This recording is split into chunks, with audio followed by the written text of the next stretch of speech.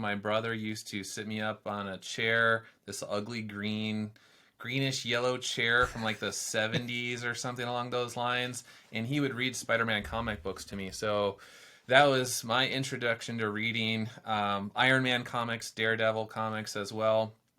And I always liked that Peter Parker was one of these guys that had problems paying his rent. He got sick. He would break his arm. He'd have a cold.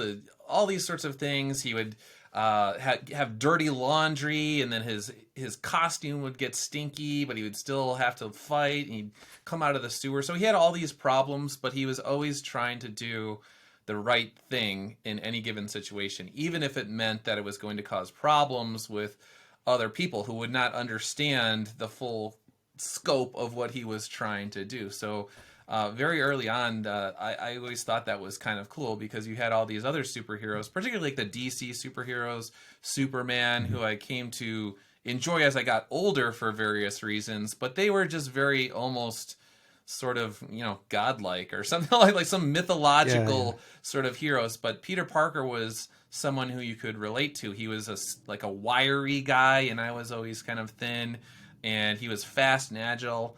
And my brothers always say that that's how I was. So I related to him on multiple levels. Now, in terms of the latest movie, I actually haven't seen the latest movie. I almost did for nostalgia purposes because they have Toby. They brought Toby back, so I was like, yeah, they did. And but it was one of those things where I'm not really too happy with what they're doing with some of the movies lately. So I don't know. I'm torn whether I want to see it or not see it. Okay. Well, for my 2 cents, I thought it was just excellent. Really an improvement on some of the other ones, but it's neither here nor there. So, hey, welcome everyone. Welcome to the Catholic Author Show. It's the show about fiction for modern Catholic authors. Today we're joined by Douglas Ernst. Welcome, Douglas. Great to have you on the show. Yeah, thanks for having me. I really appreciate it. So Doug is the creator. By the way, can I call you Doug? I should have asked. Yeah, pretty much anything but Dougie. And even if you called me Dougie, okay. I would roll with that as well. But Dougie is one that I'm not too fond of. Okay, then there we go, I promise. He's the creator and writer of the Soulfinder series at Iconic Comics. And in just a minute, we're going to start talking about that because there's some really visually cool and just fun storytelling stuff.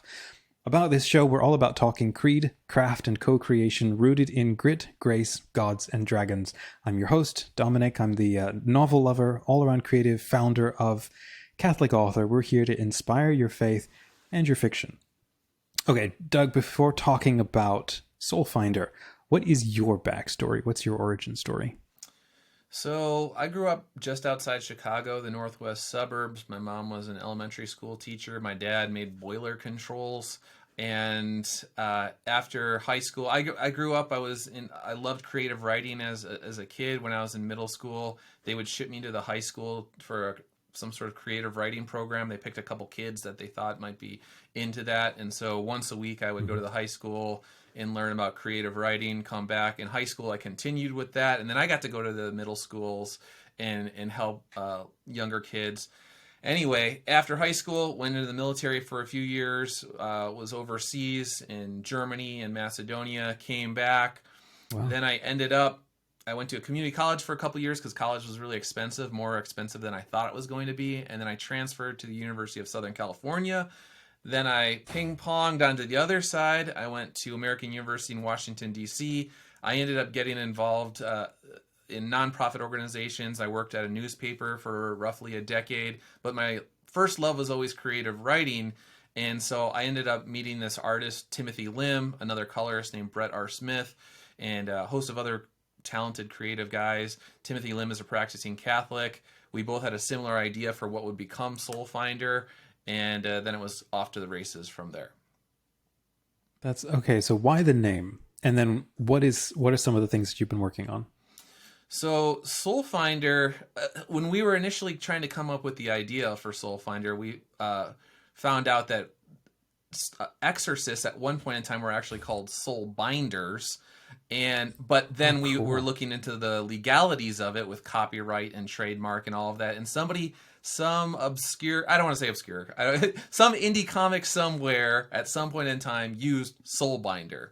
So then I was like, nuts. And I was like, well, maybe Soul-Binder.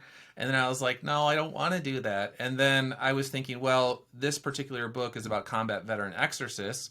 So the military has the Pathfinder guys.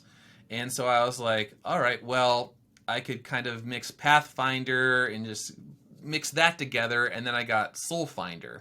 And I was like, that sounds pretty cool. And let's go with that. And then Timothy Lim helped me come up with some of the backstory for everything and the history of the Soulfinders. And that's how we ended up getting what we got. So I want to geek out for a second about that with you. So within this within the story framework that you've created, what's your definition of the Exorcist and a Soulfinder? What is this new mythology that you've created? What does a Soulfinder do? So long story short, the Soulfinders, it's this major order of exorcists within the Catholic Church, but the thing is they're taking on levels of evil that most people, even other priests, even other exorcists, they will almost never encounter within their life. So for this particular level of evil, you essentially need to have gone to war, seen the worst of it, and then come out of it with your faith intact. So all of these guys, they were infantrymen, and bad things have happened to them, and their battle buddies are their peers. And even though, so the main character, Patrick Retter, his leg was blown off. His entire left side of his body is scarred. But even through that, he still had faith in God. So, and obviously he ended up going to seminary, becoming a priest. And so it's like, this is a guy who has the physical prowess to be able to take on some of these threats, but also the spiritual strength as well. So combining those two together. So you said it's an invented order of exorcists. What kind of event? So then I guess we're talking about the story here, about your series. What are some of the kinds of adventures that they get into, and like who's the audience, the age range that they're created for? Right. So the thing with combining the military and the church, so the church has its own rich history, and then with the military, you could bring in the Pentagon, and you could bring in espionage. I could tell all sorts of. I could tell a little intimate tale, a little character-driven tale about somebody who is possessed or dealing with possession, or I could zoom out and I can tell a tale where these guys are getting involved in espionage, and there's so with the second book, for instance, it's called Black Tide. I wanted to show that spiritual warfare is not just relegated to the civilian world. What would happen if Navy SEALs, or America's most elite warrior class, essentially got involved in the occult? What would be the ramifications for that? And so you can go in all sorts of different directions, play with different genres. And Soulfinder, in many ways, that it is one of those things where I grew up with Indiana Jones, The Goonies, Back to the Future, all of these where they dabble in different genres, but at the end of the day, they're just really kind of cool movies. And so that's what I wanted to capture with Soulfinder, although it's darker. Sometimes people, I've said this before, they think that they want me to write some sort of rated G, Finding Nemo-esque exorcist story. And I'm like, I can't, it wouldn't be the same. I'm sorry, I can't do that. And so I've had random people that will get the books, and their feedback, at least from my perspective, is that they wanted Finding Nemo meets The Exorcist or something like that. And I don't even like to do like X meets Y, but that's in my brain, that's what it just sort of registers at. And I am like, I have to be really tactful here. It's more, I would say, like, 12, 13 and up is usually probably pretty good because it explores dark subject matter. Mm-hmm. Yeah. How dark do you get?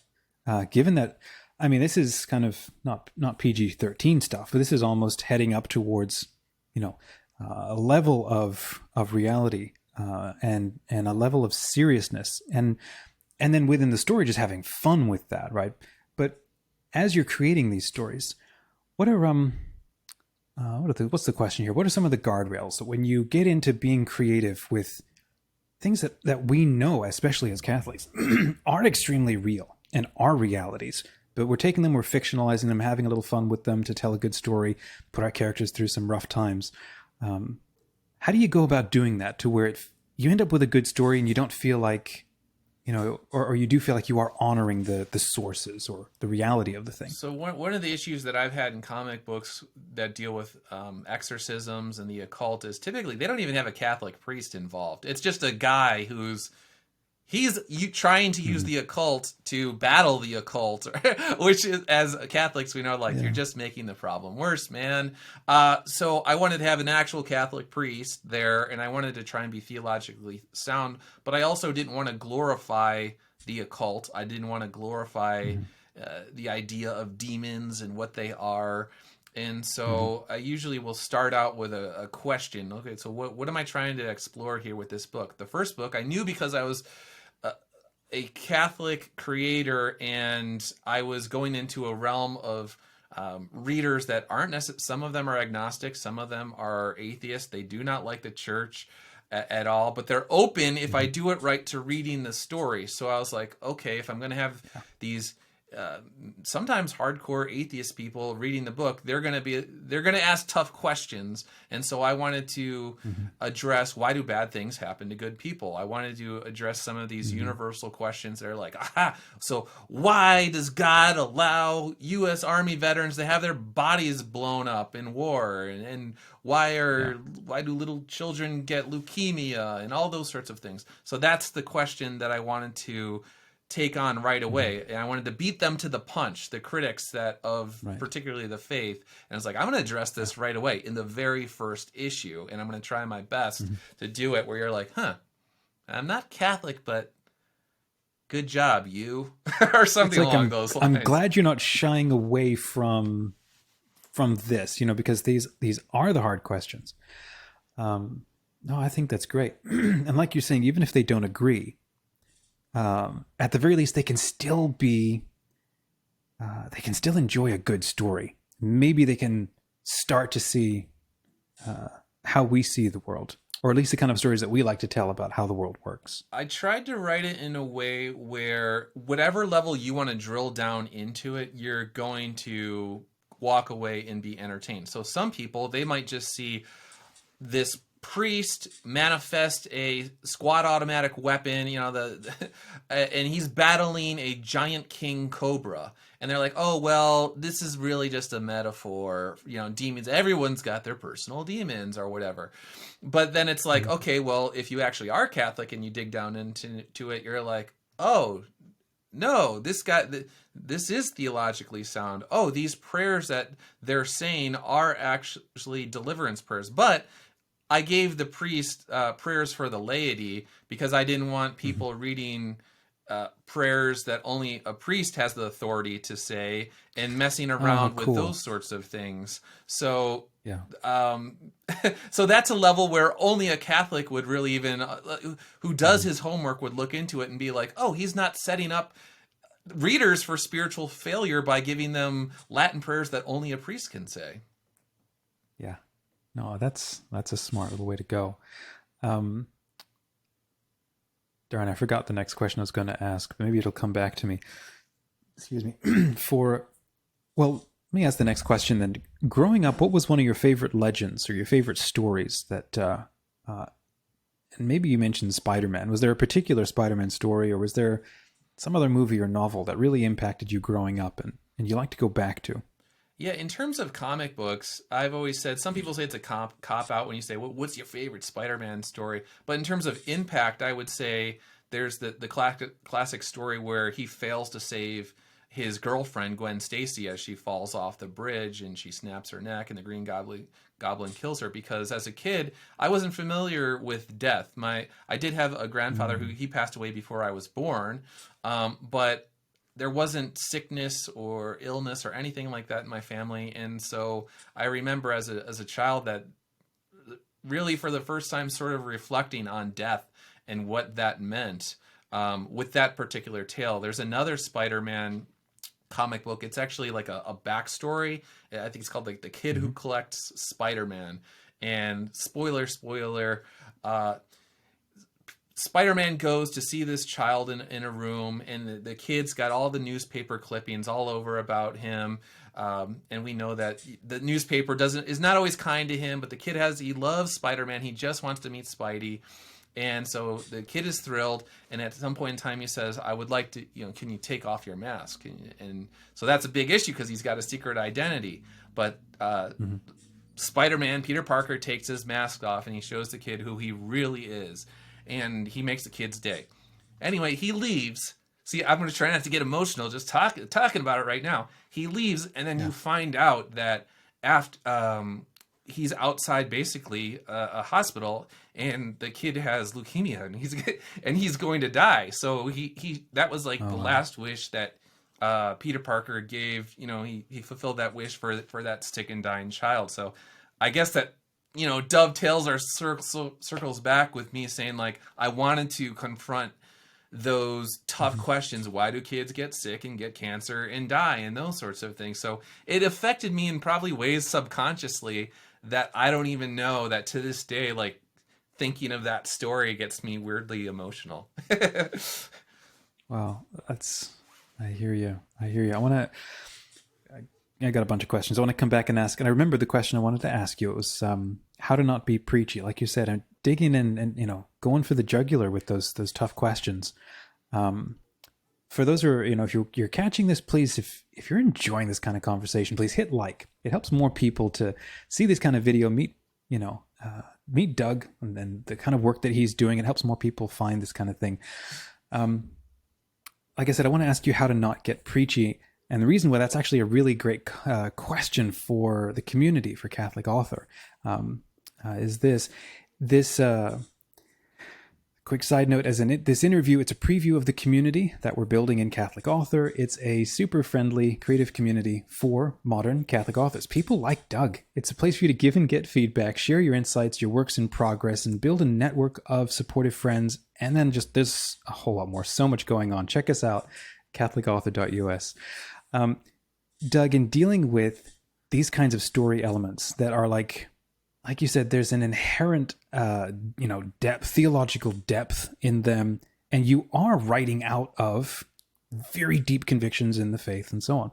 So how do you create a story where you're not being preachy, like you said, where you're really entertaining people with something that, even if they don't believe it, they can actually read it all the way through and enjoy it, and then maybe come back, to just chew on it?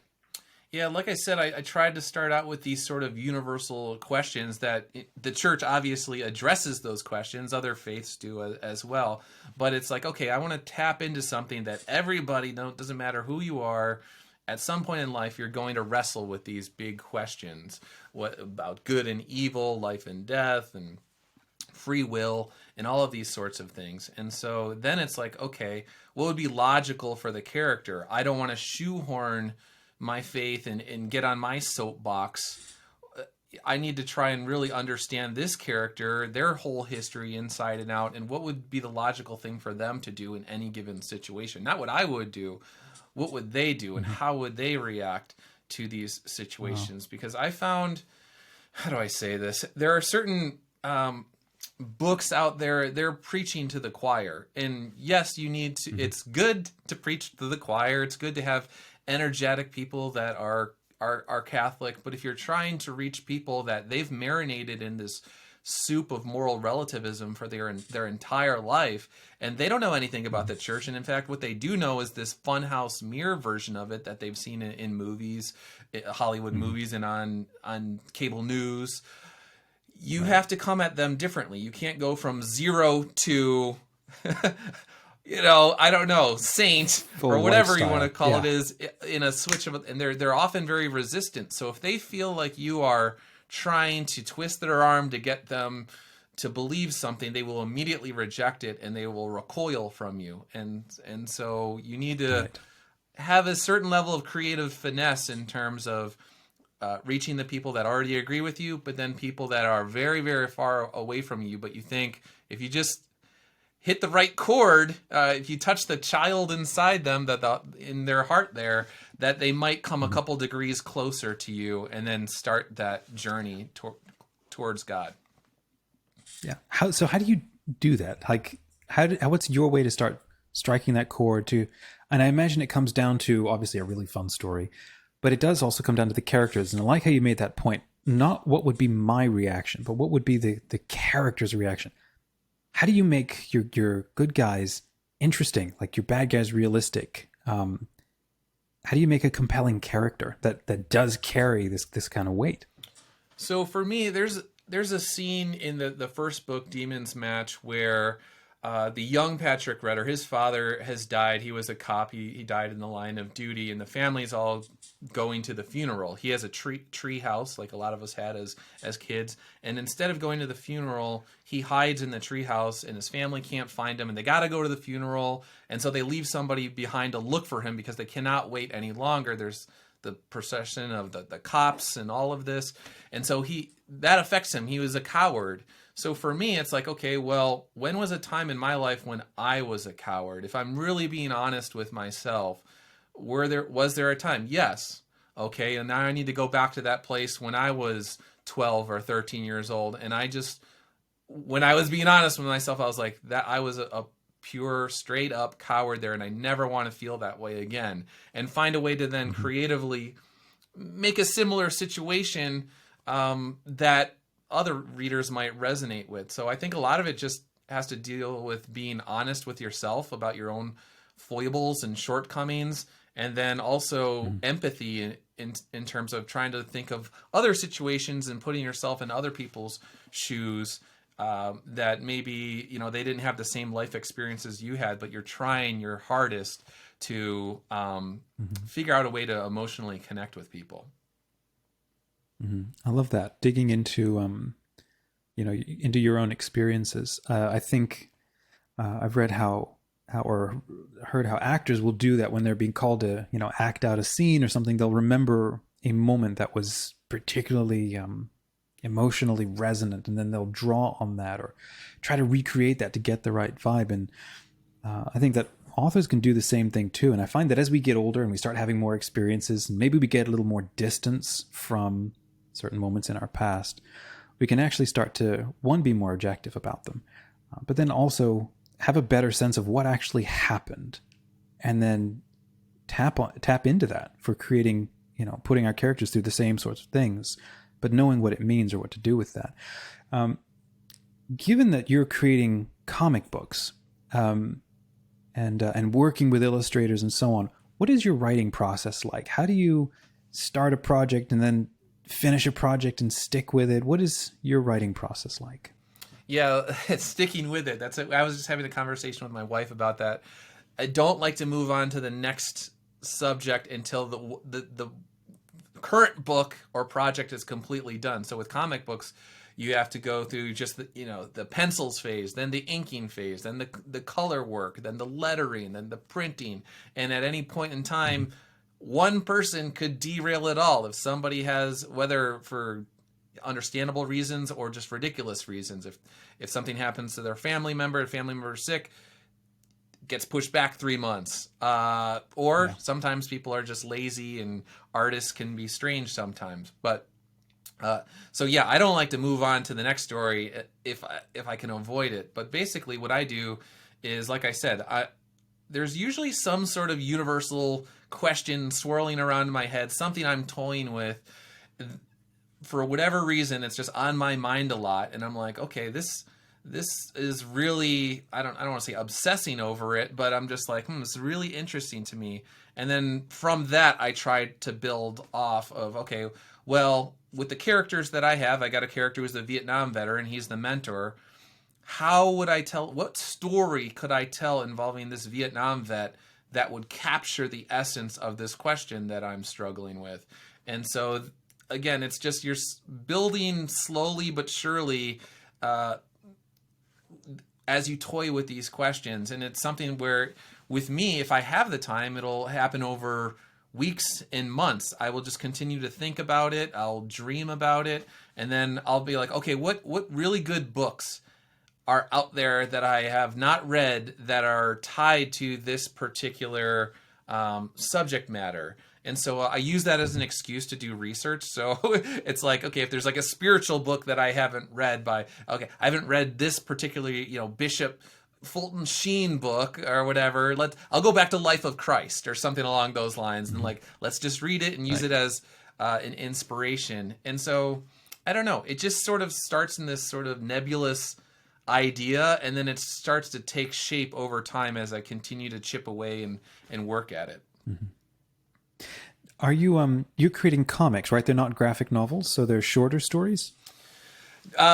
So they're longer story. The first book is 56 pages. The second book is 56 pages. The third book, which I'm working on now, is 72 pages.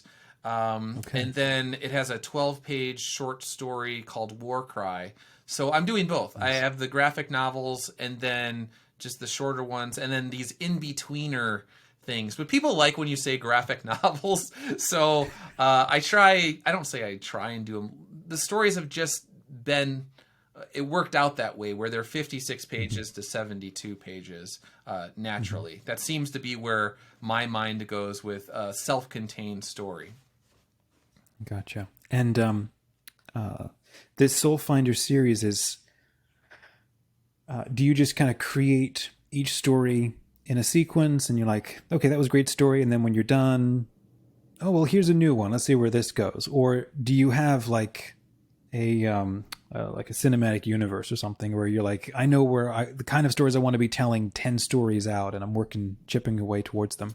How do you work? Yeah, each story is its own self-contained tale, but then I essentially have 6 stories that are planned out, a larger story arc, and then there's a smaller one that started with the second book. There's a quote-unquote villain, or I should just say individual who is suffering from demonic activity and possession, named William Nebel, and then he has his own character arc that will play out over the next few stories as well. So it's a tough balance, because you want people to be able to pick up any book, and there's usually a little catch-up page for people that haven't read the other ones if they don't want to do that. So they can read just volume 2 or just volume 3, and they can enjoy it. But if they get the other books, they will get the bigger, fuller picture. And then if they ultimately, God willing, get the first 6, they will get the full sort of character arc, the Vietnam origin of the mentor, of a key moment in his life in the 1980s as he searches for this particular villain, a nuclear submariner who's gotten into the occult. Then Demons Match. Then the second book, which was Black Tide, which was with the mentor and his protege going after this same individual. And then the showdown in volume 6, where essentially, in my mind, love clashes with despair. And we see what happens when those two butt heads. Awesome. I want to ask you how you handle we've talked about the occult side, and I'm curious how you handle the good side, however that's expressed. But first, what is the process how do you make each story stand alone when you are writing a series? How do you make each one have a satisfying ending and then kind of point to the fact that there's a bigger arc going on, but keep it self-contained? How do you structure that? Yeah, that is definitely challenging. I learned a lot on both books. So the first book was very much character driven. It was only on Father Retter and his initial reluctance to joining this order of Soulfinders. He wasn't sure if he wanted to do it, and then ultimately realizing, no, this is what I'm called to do, and I have to do this. And so then the second one, I was like, okay, well, now I want to expand the universe and let people know it goes beyond this little small town called Steepleton in Maryland. And so, okay, how do I do that? But I also wanted to cement the main guys. There's a detective named Detective Chua. Father Reginald Crane is the mentor, like I said, and then Father Retter. I want to cement them as a team of individuals that will work together as often as possible on this. So that was my second task.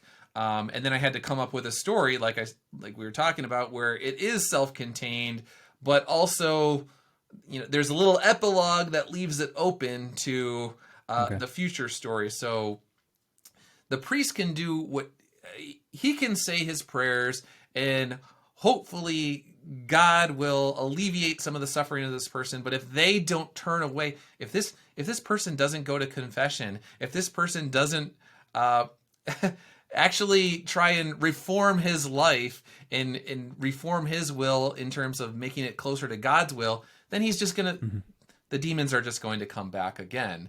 And so with the second book, that's what I did. They handled the situation, but it was like, okay, well, it doesn't look like he's going to reform his life. And if he doesn't reform his life, this process is going to start over again, and it'll actually be exacerbated because he is not reforming his life. That's how do you so how do you then handle good elements if you have, like you said, the massive cobras and you've got visible evil interaction and possession, obsession stuff and so on? How is the good handled? Is it visible? Is it present? Is the good meant to be perceived and felt through the characters? You know, is there an angel that flies in the last act and kind of blows things away, kind of like Gandalf? How are you handling that? Yeah, that's where the comic books help out a lot because, like I said, people, if they want to just see it as a metaphor, this cobra, they can do that. But if they dig into it, they'll see. So there, in the first book, for instance, Father Retter is in the spiritual realm, and you can manifest weapons, sort of like a Green Lantern or a Matrix-y sort of thing. That's cool. And he initially manifests this gun, and he's firing the gun, but he's filled with rage because of what this demon has done to him. The demon has preyed upon all of his insecurities over the course of his life. But when he fires this weapon in the spiritual realm out of rage, he actually ends up, his own body starts to come apart. The bullets actually end up hurting him. And it isn't until something happens where he realizes, no, in this realm, the weapons need to be made of faith and in a sense of calm and a sense of love and all of these sorts of things. And it's only when he has the proper spiritual perspective that his weapons actually work on evil. So the comic medium allows you to do all sorts of cool things where, again, somebody might just like seeing bullets flying around and they're like, oh, he was angry, so it didn't work. But if you're Catholic and you read into these things on a deeper level, you'll be like, oh, interesting. He's actually trying to do justice to his own faith. Yeah. I think there's a quote, and I think it was Ralph McInerney, but somebody said something like when Catholics approach fiction, we bring with it, what is it? The dramatic itch for grace and sin and judgment. But that's kind of the point, is the dramatic way of going about it. It's like we put it in tights, or we put it in spiritual realms, or, you know, we're trying to embody these ideas or these things into things that average people can look at. And I think you get a lot of, like, the miracle plays in the Middle Ages and so on. Weird, fun, crazy stuff kind of happens. Most people can kind of watch and laugh and have fun at or get awed by, you know, what they see happening. But then if you're a little further along in your journey, you can then start to look behind the surface and see, oh, it's like, this is what a parable means. This is what's going on under the surface. What are some movies maybe you've seen recently, or some of the research you mentioned that you've done, some books that you've read that really stood out to you, were really helpful to you? Yeah, so right now I'm working on Volume 4. Like I said, it was a Vietnam origin tale.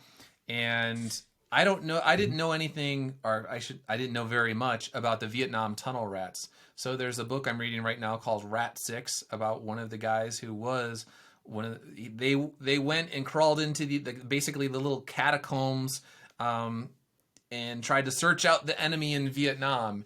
And so I've been learning a lot about that. And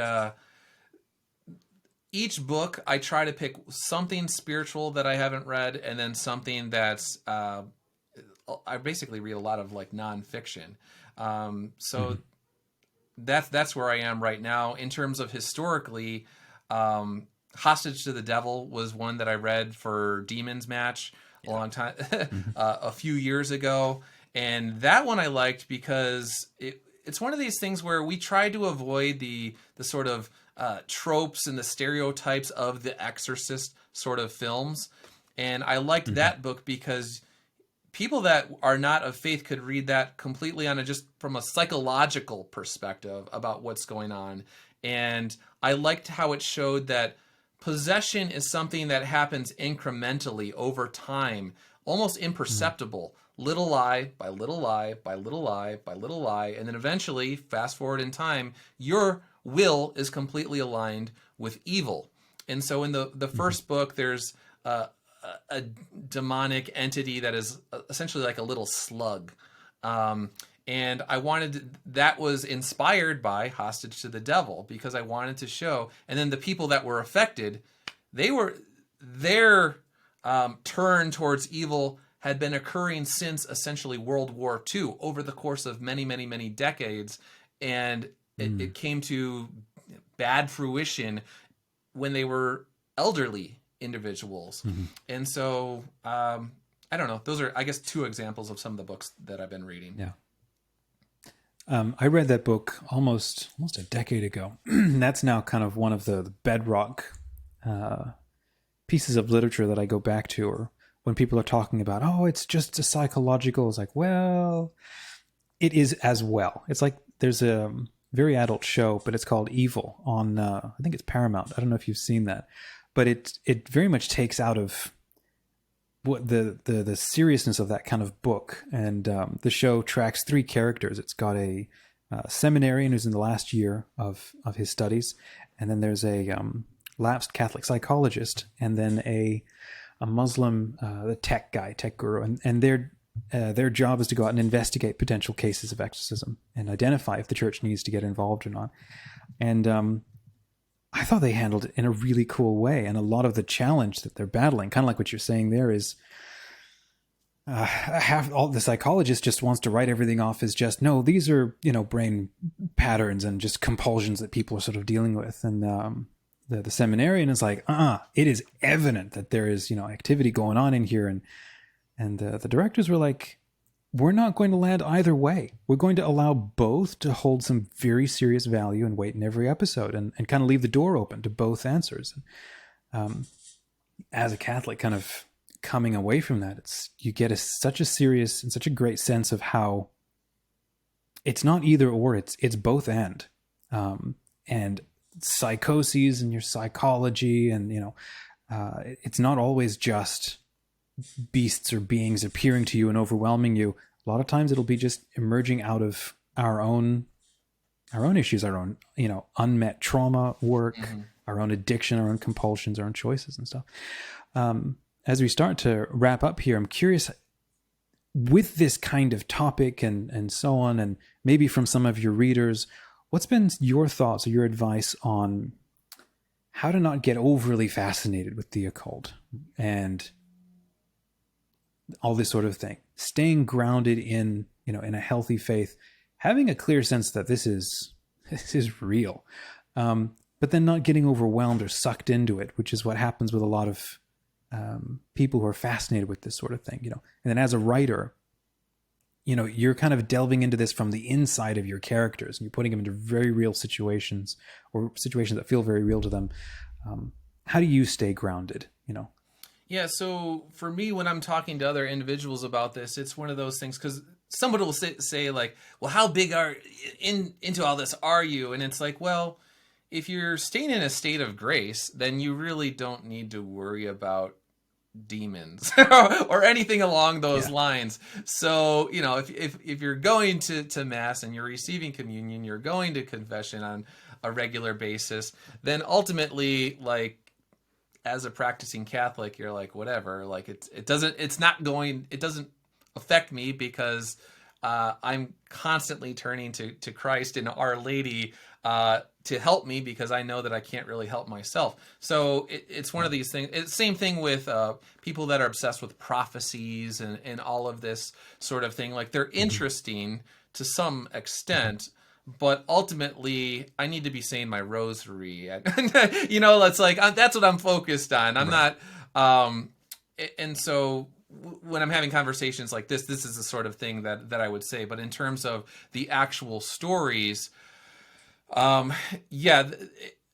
would say I try and write it in a layered way so for Demon's Match, a lot of people, it's in many ways about fathers and sons and the importance of strong male role models. It's about that sort of camaraderie that men have with each other, whether they're soldiers or priests or just men of faith. Or just men of goodwill, those sorts of things. And so there's multiple things going on where I guess if you were making a cake, you're not going to put too much sugar in it. You want to have that proper balance of all the different ingredients, so where it's not like just completely weirdly focused on the occult. There's a scene in the first book that's kind of dark. There's a black mass, but we don't dwell on it. It happens. It exists. It's seen as evil. It's shown in a bad light, and then we move on to the next scene because it's only a stepping stone to the more important issues that we're trying to explore. So I don't try to just narrowly focus on one thing, I guess. Hopefully that's I didn't dodge your question there. No, I mean, that's kind of the point. There's so many ways to answer that, but I think what I'm hearing from what you're saying is the intent of the story, the audience that you're writing for, those end up creating that center of, the point of the story, that anchor. Maybe if you're writing for a different audience, if it was a different, age range or something, then maybe it would make more sense to spend more time going into something with a lot more depth, but that's not this audience. And that's where knowing your audience and writing for them, maybe writing with them, and having a good sense of, how this stuff should be addressed. I remember there was an exorcist on tour in Australia, Father Joseph Fortea. I think he's from Spain. And everyone showed up because they just wanted to see the freak show, and they wanted, we're going to get stories and it's going to be great. And he refused to give in to all of that. And he was like, the sacraments, they're so simple, and the people just overlook that. They are simple, but they are the most powerful things out there. Just say your daily rosary, go to confession, go to communion. That's, and then work on integrating that into your life and attuning into that, but and then don't worry about being overwhelmed and being hexed and this stuff getting in, and it's, going to break your life apart. And he's like, we don't need to live that kind of fear. Right. Yeah. And it's going back to your other question about knowing your audience. That's the one thing that I have, I don't want to say struggled with, but sometimes with the Catholic readers, I was telling a friend recently that, some of them want this Goldilocks level of Catholicism in the book that doesn't exist. So now I get feedback. So you'll have the people that like it, but then the people are like, it's not Catholic enough. And then some people are like, it's too Catholic. And I'm going through this minefield about how to respond to people that, you didn't put all the doctors of the church in the first book, or whatever the heck it is. And I'm just like, if I did that, it would have been a book just for Catholics. It wouldn't have been a book that was for everybody, but also trying to show the world that I stand behind my faith and I think it's important, and I think other people should look into it. Yeah, exactly. There's this awesome book. I don't remember. Here it is, actually. It's called From Christendom to Apostolic Mission, Pastoral Strategies for an Apostolic Age. And anyhow, there's a bunch of phenomenal points. One of the last points that he makes is showing people or introducing people to our sacramental worldview. That we don't, as Catholics, we don't live in the same universe as most people out there. Ours has, like you said, it's got layers. There's layers of reality that are interwoven, that work together. It's not just a flat land where we create our own meaning. And in that sense, Catholics are called to live with, and we do live in a much greater humility, because we are acted on, we cooperate with so many other levels of involvement. And kind of like what you're doing, I see the kind of work that, stories that you're creating. they're reinforcing this. It's like a point of contact with what I'm calling, or not me, what is called the numinous, which is that level of reality just beyond our ability to perceive it. And it can be good and it can be bad. The point is it's angelic, it's spiritual, or demonic, and it presses in, it impacts us, it affects us, either visually or, internally from the inside out. It affects systems, and as you had your military groups are not immune to it. So this kind of thing, everything that I'm hearing, the kind of stories that you're creating, and to speaking to our Catholic author community here, this is so much the kind of stuff that the Catholic author is created for. It's not, just trying to create content for Catholics who really get Catholic faith through and through. We're kind of swinging more to the middle of how do we create cool, fun stories and cool content, but probably more for the kinds of people who don't totally get it, and don't even know that they it could even be interesting to them. But creating the kinds of things that are fascinating and interesting that are going to start helping them to learn more and want to know more. Any thoughts on that front? Yeah, the best emails and direct messages I receive on social media are from people that maybe they grew up Catholic and then they drifted away from the faith as young men or women, and for whatever reason they started reading the books or listening to some of the things that I've said when I've been articulating why I believe what I believe, and they've come back to Mass after a number of years, or they went to confession after a number of years, and those sorts of things. So like I said earlier, when I'm writing these books, yes, they are for Catholics, but I really like reaching out to those individuals that want good stories, but maybe like me as a young man, I never was completely untethered from my faith, but I definitely drifted from my faith when I was a young man and I was overseas in the military. Yeah. I had my little St. Michael pendant that my mom gave me, and I would say my prayers every night, but I wasn't going to Mass every week. And so I want to reach out to people like that, or people, like I said, who have marinated in this moral relativism for their entire life, and they're unhappy and they're anxious. Maybe they're depressed or who knows what, and they don't understand why. And maybe these books and these stories will get them thinking in a way that will just bring them by however many degrees closer to the truth. Mm-hmm. Well, I think you've just answered the next question and our last question on the show, but I'll ask it anyway, see if you go somewhere else. If you were to take 1 minute to share a message of encouragement, specifically to Catholic authors, for people who want to write faith-inspired fiction, really the same way that you are, but maybe for different audiences, tackling different questions in the faith, what would you want to say in a minute to encourage them? I would just say that when the Catholic faith is done correctly in creative spheres, it's a force to be reckoned with. And history has shown that. They've shown that there's plenty of Catholic authors and Catholic writers, whether it's a Chesterton or a Tolkien, or all of these guys, when it's done well, it resonates with the culture because people deep down want the truth. They want to live it. They want to experience it. And it is the truth. So if you do it right, you're going to be successful. And so just don't ignore the naysayers out there that want you to just do what's fashionable, and kind of stick to your guns and defend your faith in a tactful and respectful way, and you'll be good to go.